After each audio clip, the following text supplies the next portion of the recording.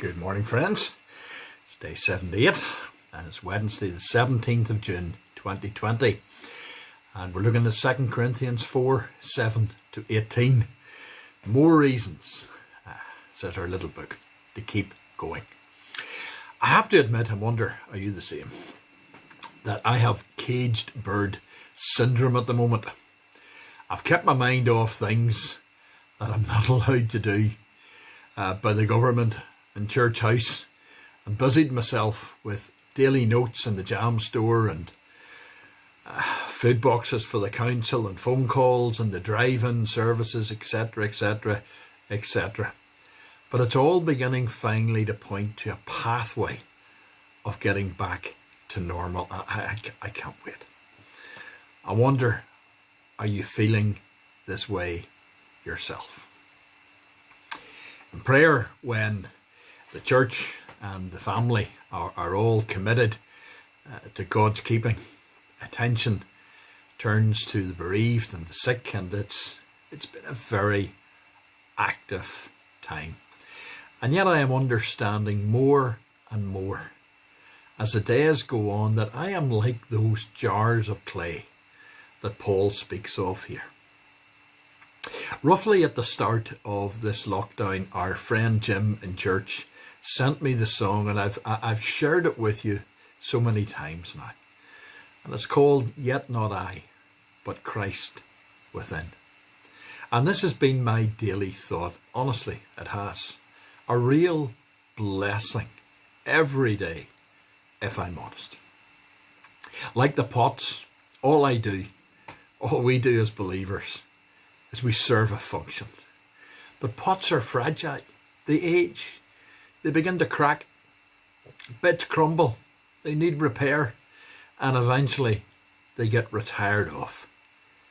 But what's inside them is the real treasure. That's where the real value is. And as Christians, we need to get a hold of this thought also. It's not about us. It's about Christ within us. All we are is a jar of clay. Dress it up, paint it in bright colours if you wish. But we came from dust and into the potter's hands. Christ within us, and he has moulded us for his purposes.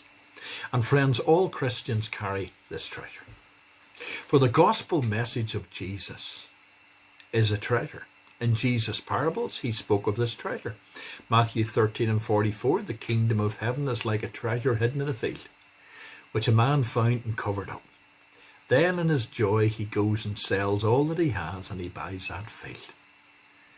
You see, when we begin to thank God for the treasure that he is and praise him for the things that we know to be true, we ought to be more and more concerned about this treasure within us, and in particular the seal to contain it within us in these jars of clay. God is all-knowing. Psalm 103:14 says, "For he knows that we are formed. He knows how we were formed. He remembers that we are dust." God is in control. Just like the potter, God shapes us for purpose. We are all built differently and for varying purposes. Thank goodness for that. It'd be an awful boring world if we were all the same, wouldn't it? But some of us are more fragile than others. But all contain, as believers, the promise of God as our friend, our protector, our creator, our shelter. For he is the breath within us. And don't we need to be reminded also? I know I do every day as well. Reminded that peace is a byproduct of God's presence with us. But isn't it amazing also just how quickly our hearts, which were once overwhelmed with gratitude, can turn into hearts that let anxiety take over, and we forget the blessings right in front of us. Friends, in these days of lockdown, it's easy to get discouraged, isn't it?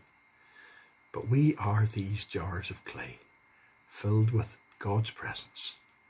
2 Corinthians 1:22 says this. We talk about this seal.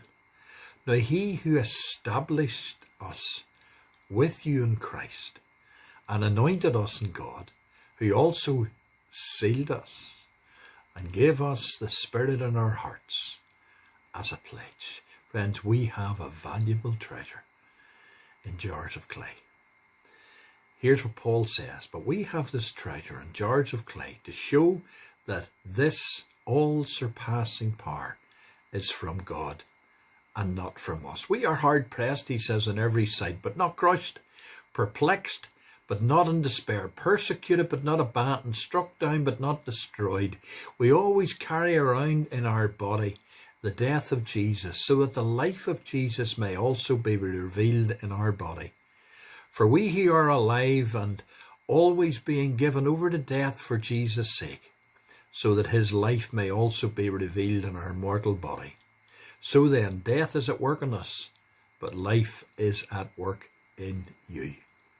You know, friends, we should never complain to God because of our lack of gifts or our abilities, or perceived lack of gifts and abilities, or because of our limitations, or because of our handicaps, whatever it is at the moment that is getting us down.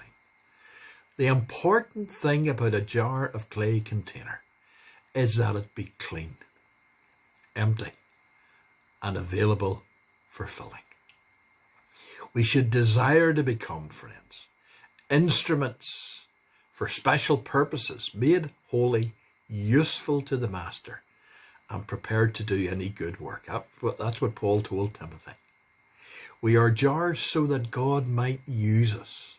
We are jars of clay so that we might depend on God's power and not our own.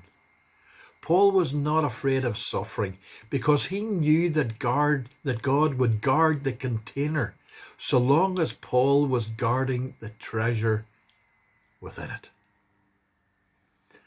Now, God does permit trials, but God controls trials, and God uses trials for his own glory. Hudson Taylor. Get his books, read his books, friends. Hudson Taylor, the founder of the China Inland Mission, used to say this. He said, all God's giants have been weak men who did great things for God because they reckoned on him being with them.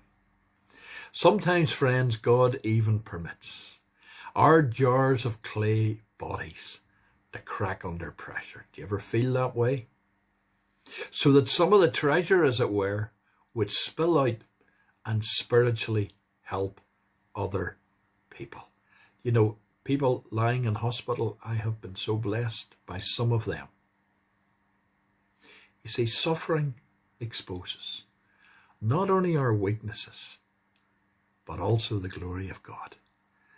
In 2 Corinthians 12, Paul said, but he said to me, my grace is sufficient for you, for my power is made perfect in weakness. So a verse to finish for today. 2 Corinthians 4:18. So we fix our eyes not on what is seen, but on what is unseen, inside this jar of clay. Since what is seen is temporary, and what is unseen is eternal. Friends, like jars of clay, we are all destined to one day finish our purpose. Only the eternal will last. What do we have in Jesus? Well, we have a glorious ministry.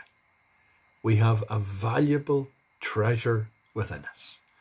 So let us fix our eyes on what is eternal.